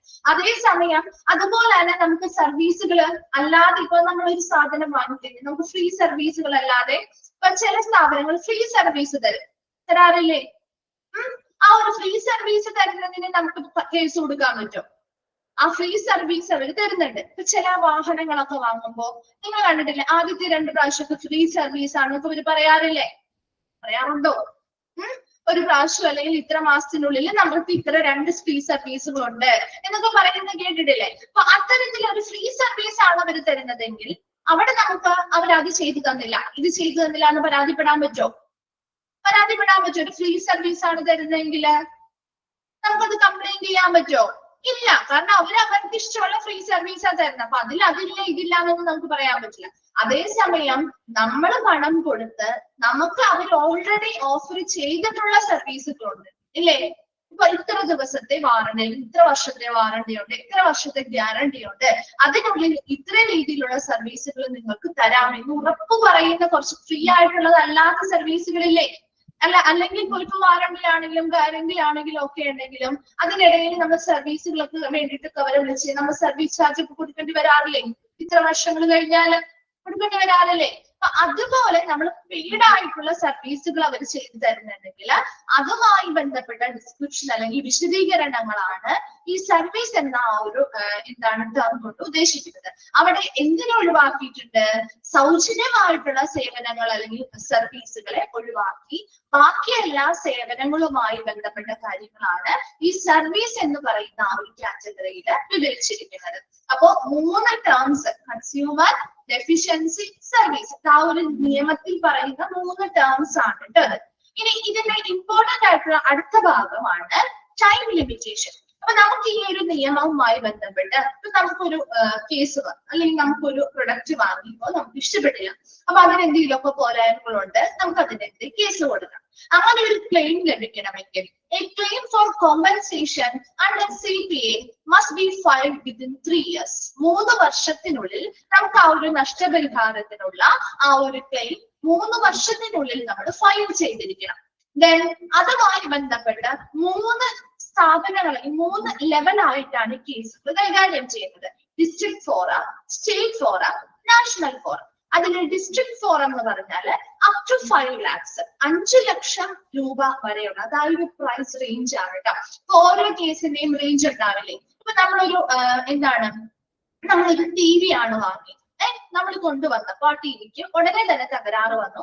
അവര് പറഞ്ഞ ഗ്യാരണ്ടിയോ വാറണ്ടിയോ കിട്ടിയില്ല. നമ്മൾ അവിടെ പോയി ചോദിച്ചപ്പോ അവര് നമുക്കത് മാറ്റിത്തരാനോ അല്ലെങ്കിൽ അതിന്റെ മറ്റു കാര്യങ്ങൾ ചെയ്തു തരാനോ തയ്യാറാവില്ല. നമ്മൾ ഉടനെ എന്ത് ചെയ്യും? പോയി ഒരു കേസ് കൊടുക്കും, ഇല്ലേ? കൺസ്യൂമർ കോർട്ടിൽ ഒരു കേസ് കൊടുക്കൂലേ? നിങ്ങള് കൊടുക്കില്ലേ? നമ്മളൊരു 10-25,000 രൂപ മുടക്കിയാണ് ഒരു TV വാങ്ങിയെന്ന് വിചാരിക്കാം. നമുക്ക് കുറച്ച് ദൂരം, ഒരാഴ്ച പോലും നമുക്കത് പ്രോപ്പർ ആയിട്ട് അല്ലെങ്കിൽ 1 മാസം പോലും യൂസ് ചെയ്യാൻ പറ്റില്ല എങ്കിൽ അവരോട് നമ്മൾ ആദ്യം ചെന്ന് കാര്യം പറയും, അല്ലെ? അപ്പൊ അവരതിനുള്ള ഒരു പരിഹാരം ഒന്നും തരുന്നില്ലെങ്കിൽ ഉടനെ നമ്മൾ കേസ് കൊടുക്കൂലേ? അതോ പൈസ പോട്ടെ എന്ന് വിചാരിക്കോ? നമ്മൾ കേസ് കൊടുക്കും, അല്ലെ? അപ്പൊ അതിൽ ഒന്നാമത്തെ കാര്യം 3 വർഷത്തിനുള്ളിൽ നമ്മൾ ഈ ക്ലെയിമിന് വേണ്ടിയിട്ടുള്ള കേസ് ഫയൽ ചെയ്യണം. അതൊന്നാമത്തെ കാര്യം. ഇനി ആ ഒരു പ്രൈസ് റേഞ്ച് ഉണ്ടല്ലോ. ഇപ്പൊ ഒരു TV ഒക്കെ ആണെങ്കിൽ നമുക്ക് മാക്സിമം പോയി കഴിഞ്ഞാല് ഇപ്പൊ 25,000 രൂപയുടെ ഒരു TV ആണ് എങ്കിൽ നമ്മുടെ കേസുമായി ബന്ധപ്പെട്ട് എത്ര നാളിൽ കേസ് മുന്നോട്ട് പോകുന്നുണ്ടോ അതിനനുസരിച്ച് നമുക്ക് കുറച്ച് തുക കൂടി നമുക്ക് കിട്ടും കേട്ടോ. നമ്മുടെ ആ ഒരു കേസുമായി ബന്ധപ്പെട്ട് നടത്തിയ ചെലവുകളും കാര്യങ്ങളും ഒക്കെ കണക്കാക്കിയിട്ടാണ് നമുക്കൊരു പരിഹാരം പോലെ ഒരു വിധി വരുന്നത്. അപ്പൊ ആ ഒരു വിധി വരുന്നതിനനുസരിച്ച് ചിലപ്പോ കുറച്ച് രൂപ നമുക്ക്, ചിലപ്പോ മാക്സിമം ഒരു 50,000 രൂപ, അതിന്റെ താഴെയുള്ള എമൗണ്ട് ആയിരിക്കും ചിലപ്പോൾ നമുക്ക് തിരികെ നഷ്ടപരിഹാരമായിട്ട് കിട്ടുക. കാരണം ഇത്ര നാൾ നമ്മൾ നടന്നതിന്റെയും അങ്ങനെയുള്ള കുറച്ച് കാര്യങ്ങളൊക്കെ കൂടി മാനദണ്ഡം വെച്ചിട്ടാണ് അവര് ആ ഒരു വിലയിടുന്നത്.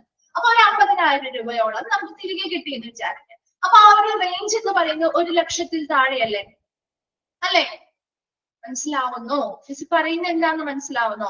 അല്ലാതെ ഇവിടെ ഒരിക്കലും ആ ഒരു വിലയുടെ ആ ഒരു റേഞ്ച് ആണ് കേട്ടോ മനസ്സിലാവും. ആ ഒരു കേസിന്റെ റേഞ്ച് എത്രത്തോളമാണ്? 5 ലക്ഷം രൂപയിൽ കുറവുള്ള ഒരു കേസാണോ നഷ്ടപരിഹാരം 5 ലക്ഷം രൂപയോളം കിട്ടുന്ന ഒരു കേസാണ് എങ്കില് ആ കേസുകള് ആരാണ് നോക്കുക? ഡിസ്ട്രിക്ട് ഫോറം ആണ് ആ കേസുകൾ കൈകാര്യം ചെയ്യുക. മനസ്സിലാവുന്നുണ്ടോ?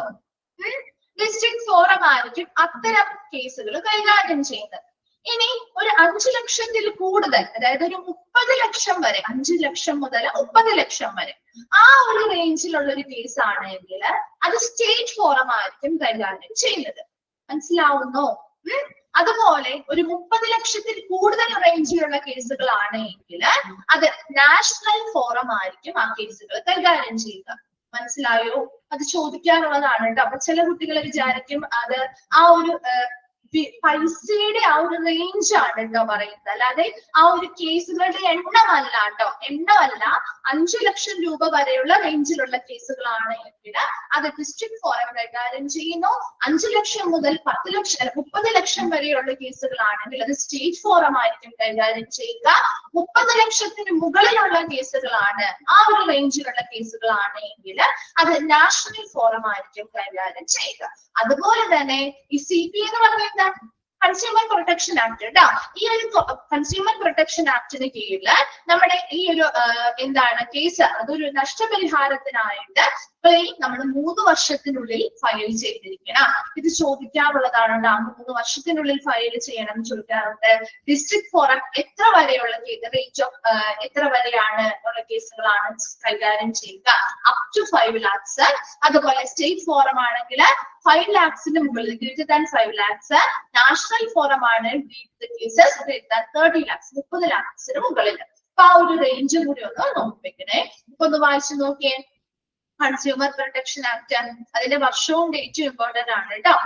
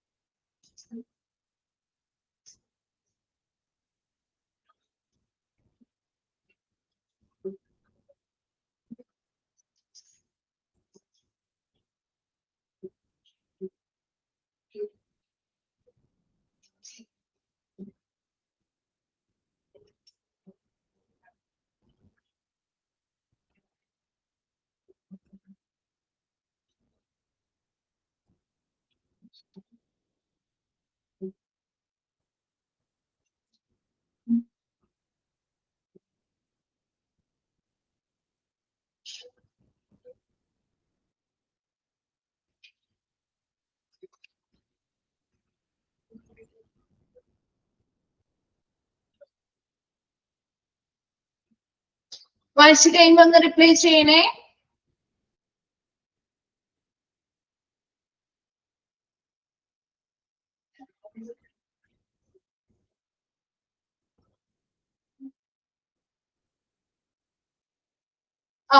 ക്ലിയർ അല്ലേ?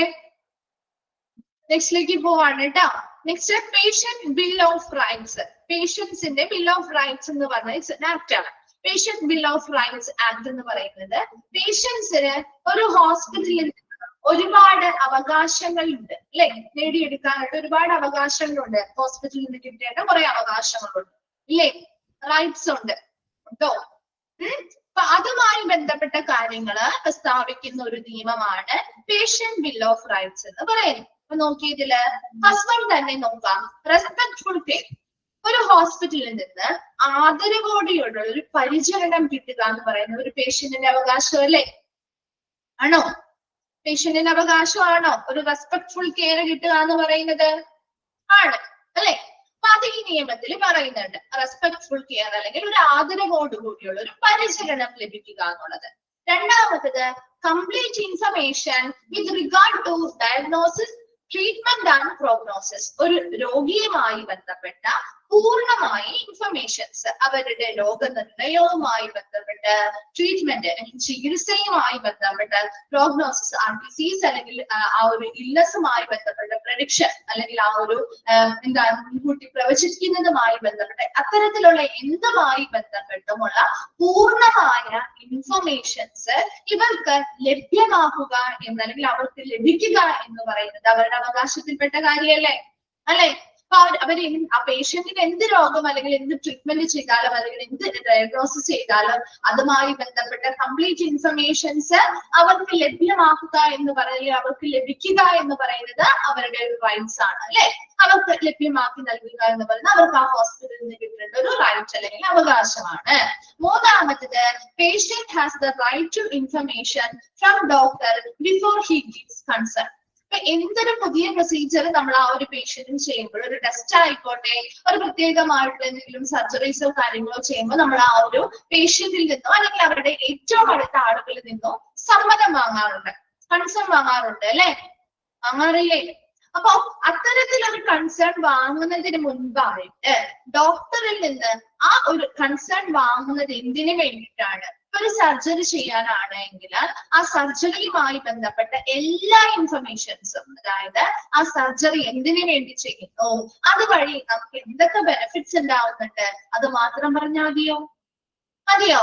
ആ ഒരു വ്യക്തിക്ക് ഉണ്ടാകുന്ന നല്ല മാറ്റങ്ങൾ എന്തെങ്കിലും, ഈ ഒരു സർജറി ചെയ്താൽ നല്ല കാര്യങ്ങൾ ഇന്നതൊക്കെ നമുക്ക് മാറ്റിയെടുക്കാൻ പറ്റും, അല്ലെങ്കിൽ ഇന്ന രീതിയിലുള്ള നല്ല കാര്യങ്ങൾ അല്ലെങ്കിൽ നല്ല രീതിയിലുള്ള മാറ്റങ്ങൾ അവർക്ക് വരുത്താൻ പറ്റും, അത് മാത്രം പറഞ്ഞാൽ മതിയോ? അത് മാത്രം പറഞ്ഞാൽ മതിയോ? ആ ഒരു നല്ല എഫക്റ്റുകൾ മാത്രം അല്ലെങ്കിൽ നല്ല അഡ്വാൻറ്റേജസ് ആയിട്ടുള്ള കാര്യങ്ങൾ മാത്രം പറഞ്ഞാൽ മതിയോ? മതിയോ? അല്ല, അല്ലെ? ചിലപ്പോ ആ സർജറിയിലൂടെ ഒരുപാട് അഡ്വാൻറ്റേജസ് അവർക്ക് കിട്ടുന്നുണ്ടാവും, അതുപോലെ തന്നെ കുറച്ച് ദോഷവശങ്ങളും ഉണ്ടാവും, അല്ലെ? ആ ഏതൊരു പ്രൊസീജിയർ ചെയ്യുമ്പോഴും അതിന് ഈ പറഞ്ഞ പോലെ ചെറിയ രീതിയിലുള്ള എന്തെങ്കിലും സൈഡ് എഫക്ട്സും കാര്യങ്ങളൊക്കെ ഉണ്ടായേക്കാം. അപ്പൊ ആ കാര്യങ്ങൾ കൂടി പറഞ്ഞ് അതിൽ അവർ ഓക്കെ ആണെങ്കിൽ, അല്ലെ, പൂർണ്ണമായ എല്ലാ ഇൻഫർമേഷൻസും അവർക്ക് പ്രൊവൈഡ് ചെയ്യുന്നത് ഒരു ഡോക്ടറാണ്. ആ ഡോക്ടർ പൂർണ്ണമായ ഇൻഫർമേഷൻസ് അവർക്ക് പറഞ്ഞു നൽകിയിട്ട് അതിലൂടെ അപ്പൊ എല്ലാം അവർക്കറിയാം, എന്ത് പോസിറ്റീവായ വശങ്ങളും നെഗറ്റീവ് ആയിട്ടുള്ള വശങ്ങളും എല്ലാത്തിനെയും കുറിച്ച് പറഞ്ഞ് അതിൽ ഓക്കെയാണ്, അവർ ഓക്കെയാണ്, അവർക്ക് അതിൽ സമ്മതമാണ് എങ്കിൽ മാത്രമേ അവരിൽ നിന്ന് സമ്മതം വാങ്ങാൻ പാടുള്ളൂ, അല്ലെങ്കിൽ അവർ സമ്മതം സൈൻ ചെയ്ത് നൽകാൻ പാടുള്ളൂ. അത്തരത്തില് patient has a right to information. അപ്പൊ ഒരു പേഷ്യന്റിന് എന്ത് അവകാശമുണ്ട്? ഇത്തരത്തിലുള്ള കൺസേൺ സൈൻ ചെയ്ത് കൊടുക്കുന്നതിന് മുൻപായിട്ട് ആ ഡോക്ടറിൽ നിന്ന് അതുമായി ബന്ധപ്പെട്ട പൂർണ്ണ ഇൻഫർമേഷൻസ് ലഭിക്കുന്നതിന് വേണ്ടിയുള്ള ഒരു അവകാശം ഒരു പേഷ്യന്റിന് ഉണ്ടായിരിക്കും. അപ്പൊ 3 പോയിന്റ്സ് നമ്മൾ പറഞ്ഞു. റെസ്പെക്ട്ഫുൾ കെയർ, ഒരു ആദരവോടെയുള്ള ഒരു പരിചരണം ലഭിക്കുക. രണ്ടാമത്തത് ഡയഗ്നോസിസുമായി ബന്ധപ്പെട്ട, ട്രീറ്റ്മെന്റുമായി ബന്ധപ്പെട്ട, പ്രോഗ്നോസിസുമായി ബന്ധപ്പെട്ടുള്ള പൂർണ്ണമായിട്ടുള്ള ഇൻഫർമേഷൻസ് ലഭിക്കുന്നതിന് വേണ്ടിയുള്ള ഒരു അവകാശമുണ്ട്.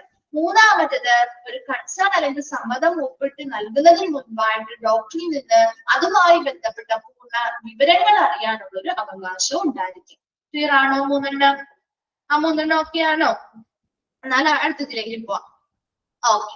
Then next പറയുന്നത് right to refuse treatment to the extent permitted by law and to be informed. അതുപോലെ തന്നെ റൈറ്റ് ടു റെഫ്യൂസ് ട്രീറ്റ്മെന്റ്, നമുക്ക് ആ ഒരു നിയമത്തിൽ പറയുന്ന ഒരു പരിധി വരെ, നമുക്ക് നിയമം അനുവദിക്കുന്ന ഒരു പരിധി വരെയും ചിലപ്പോ ആ ഒരു ചികിത്സ നിരസിക്കാനുള്ളൊരു അവകാശമുണ്ട്. അപ്പൊ ചില ട്രീറ്റ്മെന്റുകൾ ചിലപ്പോൾ പേഷ്യൻസിന് വേണ്ട എങ്കിൽ അവർക്ക് അത് നിരസിക്കാനുള്ള ഒരു അവകാശം കൂടിയുണ്ട്. അതുപോലെ to the extent permitted by law, ആ ഒരു ലോ, ഈ ഒരു ലോയിൽ നിയമത്തിൽ അനുശാസിക്കുന്നതിനനുസരിച്ച് ഒരു പരിധി വരെ ആ ഒരു ചികിത്സ നിരസിക്കാൻ, അതായത് വളരെ ക്രിട്ടിക്കൽ ആയിട്ടുള്ള ഒരു കേസ് ആണെങ്കിൽ അത് നമുക്ക് നിരസിക്കാനുള്ള ഒരു അവകാശം ഒന്നുമില്ല. അതല്ലാതെ ചില കാര്യങ്ങൾ വേണമെങ്കിൽ ചെയ്യാം അല്ലെങ്കിൽ ചെയ്യേണ്ട, അത്തരത്തിൽ പറയുകയാണെങ്കിൽ ഇപ്പൊ വേണ്ട എന്ന് പറഞ്ഞ് നിരസിക്കാനുള്ള ഒരു അവകാശം ഈ ഒരു പേഷ്യന്റിനുണ്ടായിരിക്കും. ആൻഡ് ടു ബി ഇൻഫോംഡ്, അത് കൃത്യമായിട്ട് അതുമായി ബന്ധപ്പെട്ട ഇൻഫർമേഷൻസ് ലഭ്യമാക്കാൻ അല്ലെങ്കിൽ അറിയാനുള്ള ഒരു അവകാശം കൂടി അവർക്ക് ഉണ്ടായിരിക്കും. അടുത്തത് മെഡിക്കൽ കോൺസിക്വൻസസ്, മെഡിക്കൽ പരമായിട്ടുള്ള അനന്തര ഫലങ്ങൾ എന്തൊക്കെയാണ്, അല്ലെ? ഇപ്പൊ എന്തൊരു പ്രൊസീജിയർ ചെയ്യുമ്പോഴും അതിന് ചിലപ്പോൾ കോൺസിക്വൻസസ് ഉണ്ടാവാം, ഇല്ലേ? പിന്നീട് പല രീതിയിലുള്ള സൈഡ് എഫക്ട്സുകൾ അല്ലെങ്കിൽ അനന്തര ഫലങ്ങൾ നമ്മൾ ഫേസ് ചെയ്യേണ്ടതായിട്ട് വരാം. സോ അത്തരത്തിൽ എന്തെങ്കിലും മെഡിക്കൽ കോൺസിക്വൻസസോ കാര്യങ്ങളോ ഉണ്ടാവുകയാണെങ്കിൽ അതുമായി ബന്ധപ്പെട്ട ഇൻഫർമേഷൻസ് അറിയാനും ഇവർക്ക് അവകാശം ഉണ്ടായിരിക്കും. Then അടുത്തത് right to privacy, all communication and record must be treated as confidential. എന്താ അവർക്ക് ആ ഒരു എന്താണ് ഒരു റൈറ്റ് ടു പ്രൈവസി, അവരുടെ ആ ഒരു പ്രൈവസി അല്ലെങ്കിൽ ആ ഒരു സ്വകാര്യതയ്ക്കുള്ള ഒരു അവകാശമുണ്ട്. അതോടൊപ്പം തന്നെ ഇവരുമായി ബന്ധപ്പെട്ട എല്ലാ ആശയവിനിമയങ്ങളും റെക്കോർഡുകളും വളരെ കോൺഫിഡൻഷ്യൽ ആയിട്ടുള്ള ഒരു രഹസ്യ സ്വഭാവത്തോടെ രഹസ്യമായിട്ട് തന്നെ കണക്കാക്കുകയും അത് കീപ്പ് ചെയ്യുകയും സൂക്ഷിക്കുകയും വേണം. അത്തരത്തിലുള്ളൊരു സ്വകാര്യത കിട്ടാനുള്ള ഒരു സ്വകാര്യതയ്ക്കുള്ള ഒരു അവകാശം ഇവർക്ക് ഉണ്ടായിരിക്കും. അതുപോലെ hospital must provide evaluation service and referral as indicated by the urgency of the case. ഇനി ആ ഒരു വരുന്ന കേസുകളുടെ ആ ഒരു അർജൻസി അല്ലെങ്കിൽ ആ ഒരു അടിയന്തരാവസ്ഥയ്ക്ക് അനുസരിച്ച് ഇവാലുവേഷൻസ്, ആ വരുന്ന കേസുകൾ കൃത്യമായിട്ട് വിലയിരുത്താനും നല്ല നല്ല സർവീസുകൾ കൊടുക്കാനും ആവശ്യമാണെങ്കിൽ റെഫറൻസ് നേടാനുമുള്ള ആ ഹോസ്പിറ്റലിൽ നിന്ന് അത്തരം കാര്യങ്ങൾ ഉടനെ കിട്ടാനുള്ള ഒരു അവകാശം അവർക്കുണ്ട്. അതുപോലെ relationship of hospital to other hospital where one is being referred to, അതുപോലെ ഒരു ഹോസ്പിറ്റലിൽ നിന്ന് മറ്റൊരു ഹോസ്പിറ്റലിലേക്ക് നമ്മൾ റെഫർ ചെയ്യുമ്പോൾ ആ ഹോസ്പിറ്റലുകൾ തമ്മിൽ നല്ലൊരു ബന്ധമുള്ള ഹോസ്പിറ്റലിലേക്ക് റെഫർ ചെയ്യാന്നുള്ളതാണ്. കാരണം നല്ല ഒരു റിലേഷൻഷിപ്പിൽ അല്ലെങ്കിൽ ഇരിക്കുന്ന ഒരു ഹോസ്പിറ്റലുകളാണെങ്കിൽ നമുക്കറിയാം ഓ ഇന്ന ഹോസ്പിറ്റലിൽ വന്നതാണോ, അല്ലെ? ആ ഒരു നമ്മളോട് അവർ ട്രീറ്റ് ചെയ്യുന്ന ആ ഒരു രീതിയിൽ തന്നെ ഒരുപാട് വ്യത്യാസങ്ങൾ ഉണ്ടാവും, ശരിയല്ലേ?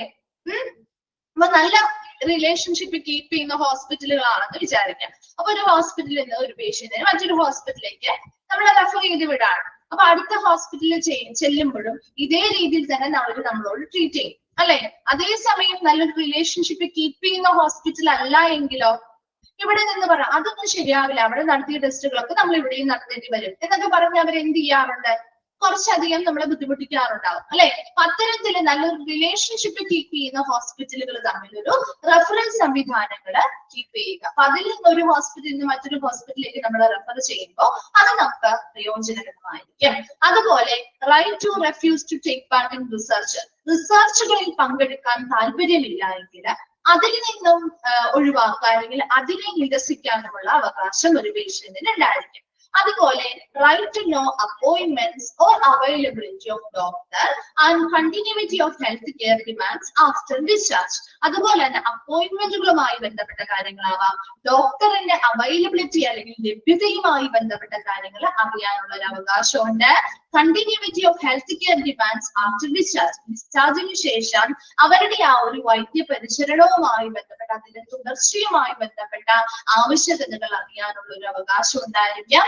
അതുപോലെ right to inspect and receive explanation of bill, അതുപോലെ തന്നെ എന്താണ് ബില്ലുമായി ബന്ധപ്പെട്ട കാര്യങ്ങൾ അല്ലെ, അത് പരിശോധിക്കാനും അതുമായി ബന്ധപ്പെട്ട വിശദീകരണങ്ങൾ അറിയാനുമുള്ള ഒരു അവകാശം ഉണ്ടായിരിക്കും. അതുപോലെ റൈറ്റ് ടു ഹോസ്പിറ്റൽ റൂൾസ്, ഹോസ്പിറ്റലുമായി ബന്ധപ്പെട്ട അവകാശങ്ങൾ അറിയാനും അല്ലെങ്കിൽ ആശുപത്രിയുമായി ബന്ധപ്പെട്ട നിയമങ്ങൾ ശരിയായ രീതിയിൽ അറിയാനുള്ള ഒരു അവകാശം കൂടി ഇവർക്ക് ഉണ്ടായിരിക്കും. അപ്പൊ ഇത്രയും പേഷ്യന്റ് റൈറ്റ്സ് അല്ലെങ്കിൽ ബിൽ ഓഫ് റൈറ്റ്സ് ആക്ടിൽ വരുന്ന കാര്യങ്ങളാണ്.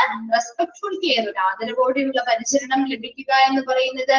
രണ്ടാമത് പേഷ്യന്റുമായി ബന്ധപ്പെട്ട ഡയഗ്നോസിസ്, ട്രീറ്റ്മെന്റ്, പ്രോഗ്നോസിസ് മുതലായവയുമായി ബന്ധപ്പെട്ട പൂർണ്ണമായ ഇൻഫർമേഷൻ ലഭ്യമാക്കുക എന്ന് പറയുന്നത്. മൂന്നാമത്തത് ഒരു കൺസേൺ സൈൻ ചെയ്യുന്നതിന് മുൻപായിട്ട് ഡോക്ടറിൽ നിന്ന് അതുമായി ബന്ധപ്പെട്ട പൂർണ്ണ ഇൻഫർമേഷൻസ് പേഷ്യന്റിന് ലഭ്യമാകുക എന്ന് പറയുന്നത്. നാലാമത്തത് റൈറ്റ് ടു റെഫ്യൂസ് ട്രീറ്റ്മെന്റ്, നമുക്ക് ട്രീറ്റ്മെന്റുകൾ ആ ഒരു നിയമത്തിൽ പറയുന്ന ആ പരിധി വരെയും ആവശ്യമല്ലെങ്കിൽ നിരസിക്കാനുള്ള ഒരു അവകാശം. അതുപോലെ അതുമായി ബന്ധപ്പെട്ട കാര്യങ്ങളെല്ലാം അറിയാനുമുള്ള ഒരു അവകാശം ഉണ്ടായിട്ടുണ്ട്.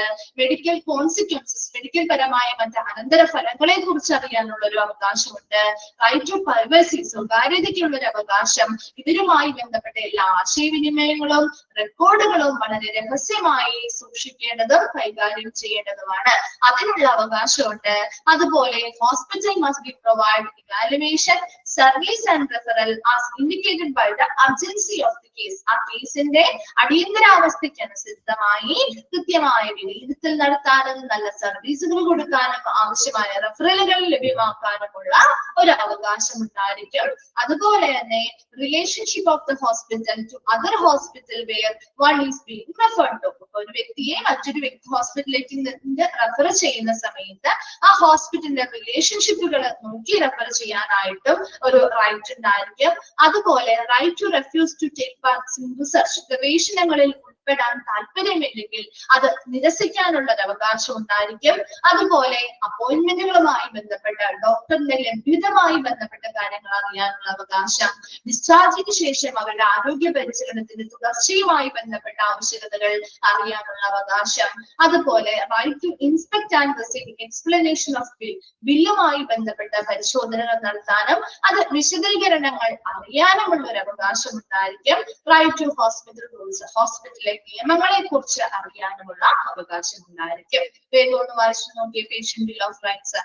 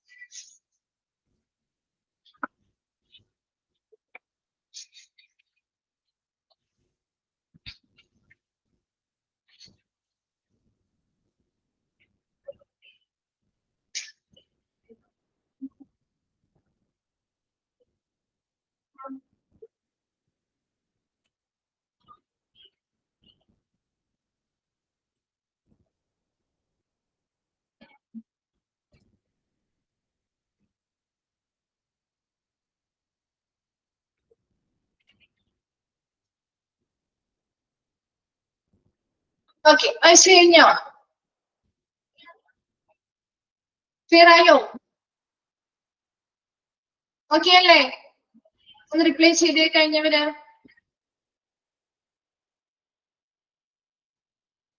ഓക്കെ ഓക്കെ, നെക്സ്റ്റ് ആണ്, അടുത്തതാണ് മിസലേനിയസ് ആക്ട്. മറ്റു വിവിധ നിയമങ്ങളാണ് കേട്ടോ.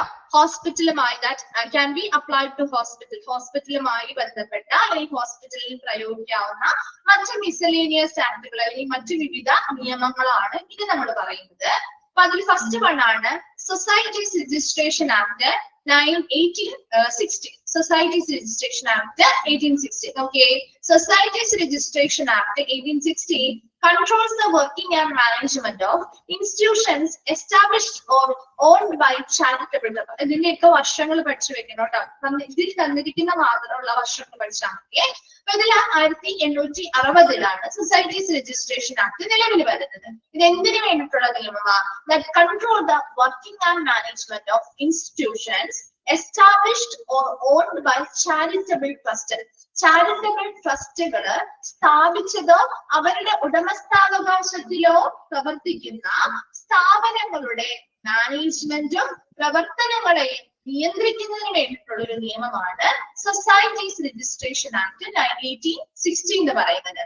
All hospital in the voluntary sector or non-government organization അല്ലെങ്കിൽ NGOs in the medical care field should be registered under this act. അപ്പോൾ ഈ ഒരു നോൺ ഗവൺമെന്റ് ഓർഗനൈസേഷൻ അല്ലെങ്കിൽ ഗവൺമെന്റ് ഇതര സ്ഥാപനങ്ങള് അല്ലെങ്കിൽ വോളണ്ടറി സെക്ടർ സ്വതന്ത്രമായിട്ട് സെക്ടറിൽ പ്രവർത്തിക്കുന്ന എല്ലാ ഹോസ്പിറ്റലുകളും മെഡിക്കൽ കെയർ ഫീൽഡുമായി ബന്ധപ്പെട്ട് പ്രവർത്തിക്കുന്ന എല്ലാ ഹോസ്പിറ്റലും ഈ ഒരു ആക്ടിന് കീഴിൽ നമ്മൾ എന്ത് ചെയ്യണം?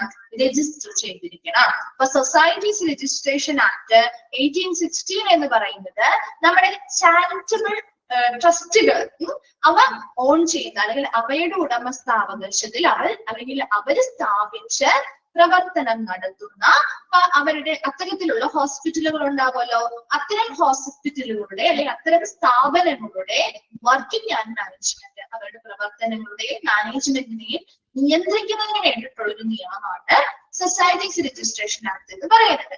ഇവിടെ ആ ഒരു ഗവൺമെന്റ് സെക്ടറിലുള്ളതല്ല, നോൺ ഗവൺമെന്റ് സെക്ടറിലുള്ള വോളണ്ടറി സ്വതന്ത്രമായിട്ട് നമ്മുടെ മെഡിക്കൽ കെയർ മേഖലയിൽ പ്രവർത്തിക്കുന്ന എല്ലാ ഹോസ്പിറ്റലും ഈ ഒരു ആക്ടിന് കീഴിൽ നിർബന്ധമായും എന്ത് ചെയ്യണം? രജിസ്റ്റർ ചെയ്തിരിക്കണം. ക്ലിയർ ആണോ? സൊസൈറ്റീസ് രജിസ്ട്രേഷൻ ആക്ട് എന്താന്നുള്ളത് ചാരിറ്റബിൾ ട്രസ്റ്റുകളുടെ സ്ഥാപിച്ചതോ അല്ലെങ്കിൽ അവരുടെ ഉടമസ്ഥാവകാശത്തിലോ ആയ സ്ഥാപനങ്ങളുടെ പ്രവർത്തനവും അതുപോലെ മാനേജ്മെന്റിനെയും കൺട്രോൾ ചെയ്യുന്നതിനുള്ള നിയമമാണ്. ഇത്തരത്തില് വോളണ്ടറി സെക്ടറില് അതുപോലെ തന്നെ നോൺ ഗവൺമെന്റൽ ഓർഗനൈസേഷൻസിന്റെ കീഴിലൊക്കെ പ്രവർത്തിക്കുന്ന മെഡിക്കൽ കെയർ മേഖലകളിൽ പ്രവർത്തിക്കുന്ന ഹോസ്പിറ്റലുകളെല്ലാം ഈ ഒരു ആക്ടിന് കീഴിൽ രജിസ്റ്റർ ചെയ്തിരിക്കണം. വേഗം ഒന്ന് വായിച്ചു നോക്കിയേ. Societies registration act 1860.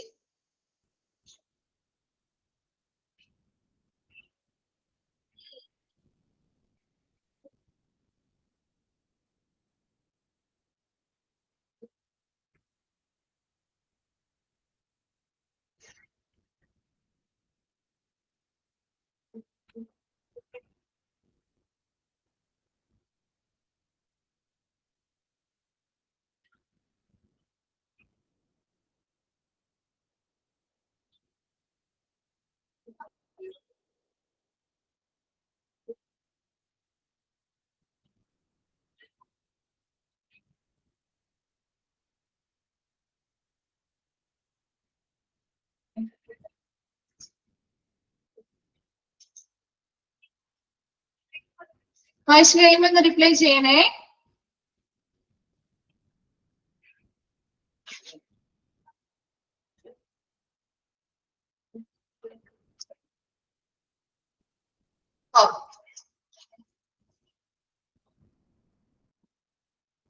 നോക്കിയേ, അടുത്തത് state public charitable trust act ആണ് കേട്ടോ. അടുത്തത് state public charitable trust act.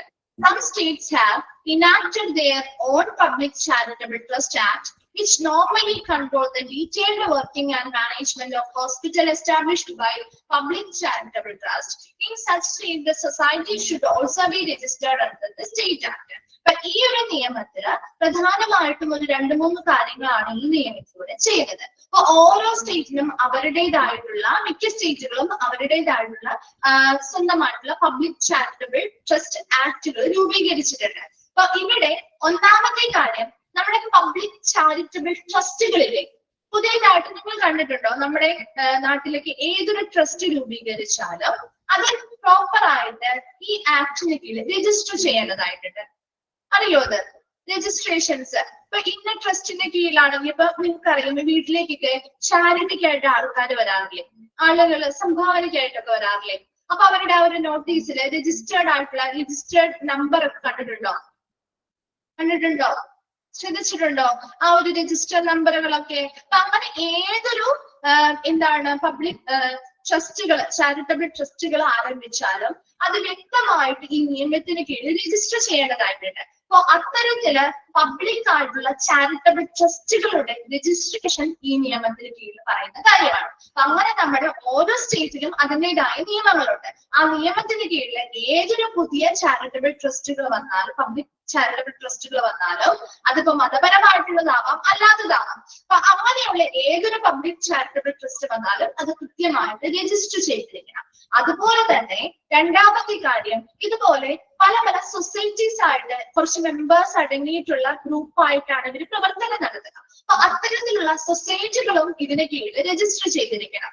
അതുപോലെ ഇതിന് കീഴിൽ പ്രവർത്തിക്കുന്ന ഏതൊരു സ്ഥാപനങ്ങളാണെങ്കിലും, അപ്പൊ അവിടുത്തെ ഹോസ്പിറ്റലുകൾ ഉണ്ടാവാം, ഇപ്പൊ ഇവിടെ നമ്മുടെ ഹോസ്പിറ്റലുമായി ബന്ധപ്പെട്ടാണ്, അല്ലാതെ പല സ്ഥാപനങ്ങളും ഈ ചാരിറ്റിയുടെ കീഴിൽ പ്രവർത്തിക്കുന്നുണ്ടാവുമല്ലോ, ഹോസ്പിറ്റൽ ഉൾപ്പെടെ പലതും. അപ്പൊ അതിന്റെയൊക്കെ ഡീറ്റെയിൽഡ് ആയിട്ടുള്ള വർക്കിംഗ് ആൻഡ് മാനേജ്മെന്റ് കൂടി ഈ ഒരു നിയമത്തിലും പറയുന്നുണ്ട്. മറ്റു നിയമത്തിൽ നമ്മുടെ അത്തരം ഉടമസ്ഥയിലോ അല്ലെങ്കിൽ അവർ ഓൺ ചെയ്യുന്ന അല്ലെങ്കിൽ അവര് സ്ഥാപിച്ചിട്ടുള്ള സ്ഥാപനങ്ങളുടെ വർക്കിംഗ് ആൻഡ് മാനേജ്മെന്റ് മാത്രമാണ് അവർ കൈകാര്യം ചെയ്യുന്നതെങ്കിൽ, ഇവിടെ ഈ പറയുന്ന പബ്ലിക് ചാരിറ്റബിൾ ട്രസ്റ്റുകളുടെ രജിസ്ട്രേഷൻ, സൊസൈറ്റീസിന്റെ രജിസ്ട്രേഷൻ, അതുപോലെ തന്നെ ഇവയുടെ ഡീറ്റെയിൽഡ് ആയിട്ടുള്ള വർക്കിങ്ങുമായി ബന്ധപ്പെട്ട കാര്യങ്ങളും എല്ലാ കാര്യങ്ങളും, അപ്പൊ ഇത്തരത്തിലുള്ള ട്രസ്റ്റുകൾ കാര്യങ്ങളൊക്കെ ആണെങ്കിൽ അതിന്റെ വർഷാവർഷം അത് ഓഡിറ്റ് ചെയ്യണം, അതുമായി ബന്ധപ്പെട്ട കണക്കുകളും കാര്യങ്ങൾ എന്തിനു വിനിയോഗിക്കുന്നു, അങ്ങനെ ഒരുപാട് കാര്യങ്ങൾ ഇതുമായി ബന്ധപ്പെട്ടൊക്കെ ഉണ്ട്. സോ അത്തരം കാര്യങ്ങളൊക്കെ ഡീറ്റെയിൽഡ് ആയിട്ട് കൺട്രോൾ ചെയ്യുന്നതിന് കൂടിയുള്ള ഒരു നിയമം കൂടിയാണ് state public charitable trust act എന്ന് പറയുന്നത്. ഓരോ സ്റ്റേറ്റിനും, മിക്ക സ്റ്റേറ്റുകൾക്കും അവരുടേതായിട്ടുള്ള സ്വന്തമായിട്ടുള്ള പബ്ലിക് ചാരിറ്റബിൾ ട്രസ്റ്റ് ആക്ടുകളുണ്ട്. അപ്പൊ അതിലൂടെ ആ ഒരു സ്റ്റേറ്റിൽ പുതിയതായിട്ട് ഏതൊരു ചാരിറ്റബിൾ ട്രസ്റ്റ് തുടങ്ങിയാലും അത് വ്യക്തമായിട്ട് രജിസ്റ്റർ ചെയ്തിരിക്കണം. അതുപോലെ തന്നെ സൊസൈറ്റീസ് ആണെങ്കിൽ അവ രജിസ്റ്റർ ചെയ്തിരിക്കണം. അതിന്റെ ഇത്തരത്തിലുള്ള സ്ഥാപനങ്ങളുടെ എല്ലാ പ്രവർത്തനങ്ങളും ഡീറ്റെയിൽ ആയിട്ടുള്ള വർക്കിംഗ് ആൻഡ് മാനേജ്മെന്റിനെ ഈ ഒരു ആക്ടുകളിൽ എന്ത് ചെയ്യുന്നുണ്ട്, നിയന്ത്രണം കൊണ്ടുവരുന്നുണ്ട്. വായിച്ചു നോക്കിയേ, state public charitable trust act.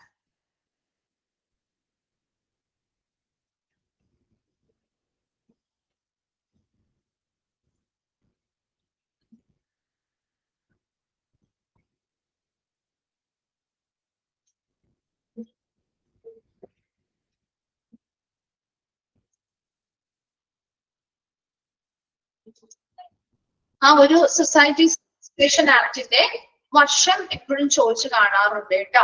അപ്പൊ അതൊന്ന് നോട്ട് ചെയ്ത് വെച്ചേക്കണേ, ഏത് വർഷമാണെന്നുള്ളത് എപ്പോഴും ചോദിച്ചു കാണാറുള്ള ഒരു ക്വസ്റ്റ്യൻ ആണ് കേട്ടോ ഈ ഭാഗത്ത്. വായിച്ചു കഴിയുമ്പോ ഒന്ന് റിപ്ലൈ ചെയ്യണേ. ഓക്കെ, അപ്പൊ മിസ് ഇന്ന് ഇവിടെ വരെ എടുക്കുന്നുള്ളൂ കേട്ടോ. നെക്സ്റ്റ് ക്ലാസ്സിൽ നമുക്ക് ബാക്കി ഭാഗം കൂടി കംപ്ലീറ്റ് ചെയ്യാം. നെക്സ്റ്റ് സ്റ്റാർട്ട് ചെയ്ത് അത് ഒരുമിച്ച് പറയേണ്ട കാര്യമാണ്. അപ്പൊ അതുകൊണ്ട് സ്റ്റാർട്ട് ചെയ്താൽ തീരില്ല. ഇനി കുറച്ച് ഭാഗം കൂടി ഉള്ളൂ കേട്ടോ. നമുക്ക് അതുകൂടി കഴിഞ്ഞ് കഴിഞ്ഞാൽ നമ്മുടെ ഈ ഒരു ചാപ്റ്റർ കംപ്ലീറ്റ് ആവേ. അപ്പൊ നെക്സ്റ്റ് ക്ലാസ്സിൽ വരുമ്പോൾ ഇവിടെ വരെയും ഒന്ന് വായിച്ചിട്ട് വരാം. ഡൗട്ട്സോ കാര്യങ്ങളോ ചോദിക്കാം കേട്ടോ. Thank you.